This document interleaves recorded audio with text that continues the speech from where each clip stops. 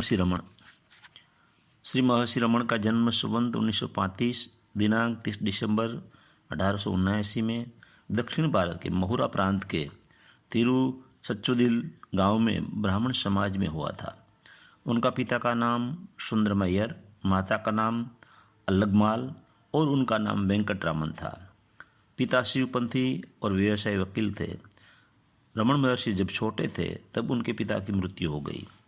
उनके बड़े भाई पर पूरी जवाबदारी आ गई।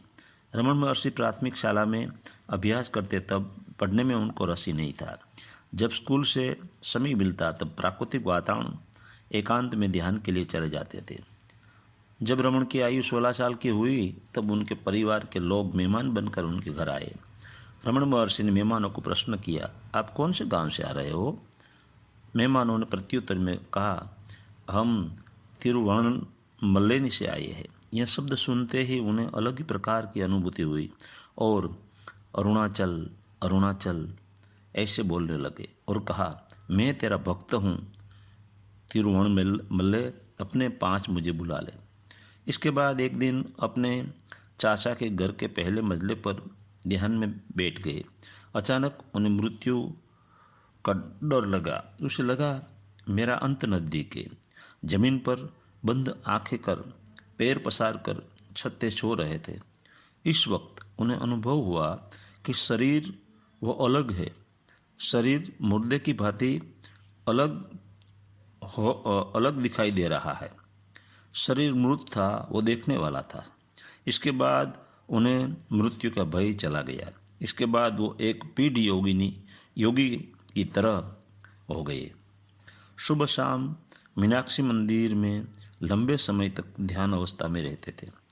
बड़े भाई ने पढ़ाई पर ध्यान देने की बात उग्र होकर कही। इसी दिन रमण महर्षि स्कूल में ₹5 फी भरने के लिए जो बड़े भाई ने दिए थे वो रुपया लेकर तिरुवल जाने के लिए निकले।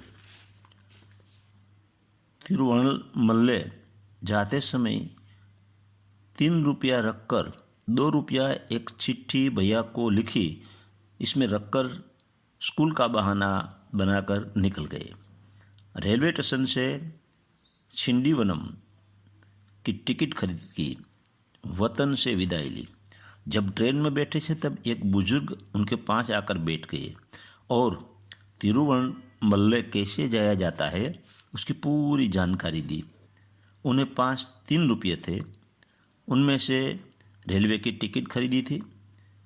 भूख दुख सहन कर वो तिरुवणमल्ले पहुंच गए। रास्ते में अरुणाचल का रटन करते थे। तिरुवणमल्ले दक्षिण भारत का प्रसिद्ध यात्रा धाम है। पहाड़ों की टेकरी में अरुणाचल के भव्य मंदिर में महर्षि रमण ने पांव दिया कि भाव विभोर होकर सहज समाधि में लीन हो गए। यहाँ पर्वत की टेकरियों में रहने लगा। मंदिर की बाहर पागल की तरह गांव की गलियों में घूमने लगे। रास्ते में एक नाई मिले।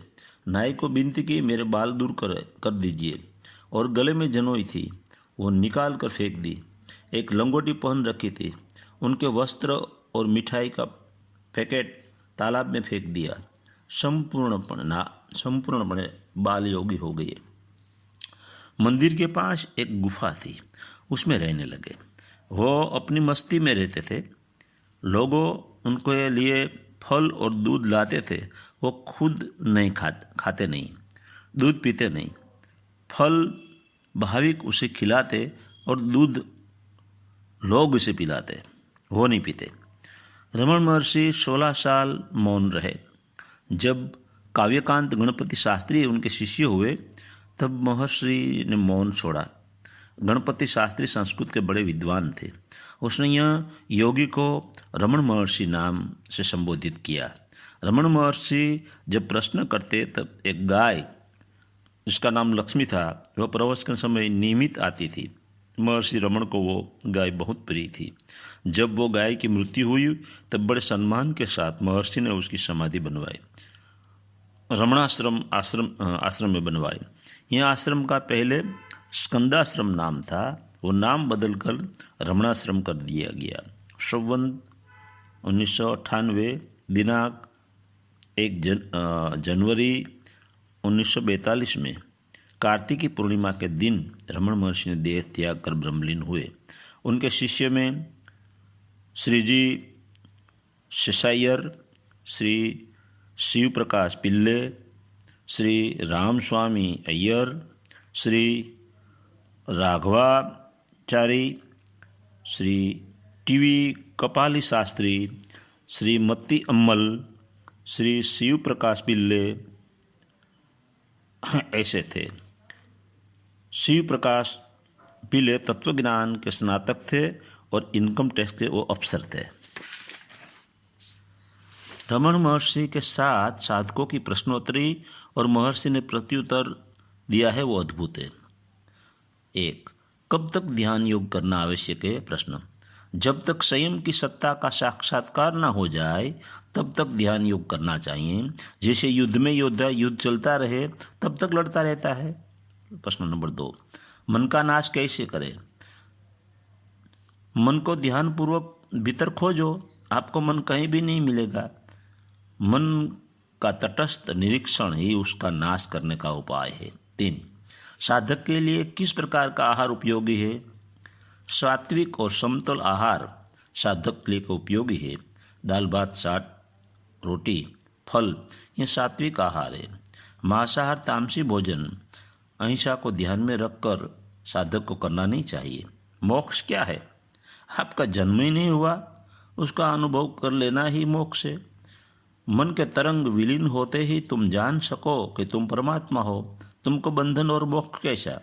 5. अहंकार के बंधन से कैसे मुक्त हुआ जाता है? वासनाओं को तटस्थ भाव से देखने से अहंकार दिखाई नहीं पड़ेगा, फिर कैसा बंधन, कैसी मुक्ति? 6. भगवान बुद्ध का निर्वाण क्या है? व्यक्ति की समाप्ति वह भगवान बुद्ध का निर्वाण है। समाधि क्या है? अपने निज स्वरूप का वास्तविक बोध ही समाधि है। समाधि यानी समाधान। शून्य क्या है? शून्य को कौन जानता है? आप ही जानते हो। जागरूकता शून्यता अनुभव करते हो, तुम तो शून्य के भी पार हो। 9. सूर्य का मार्ग क्या है? चंद्र का मार्ग क्या है? सूर्य ज्ञान मार्ग है, चंद्र योग मार्ग है। प्यास हो तो दोनों मार्ग सरल है।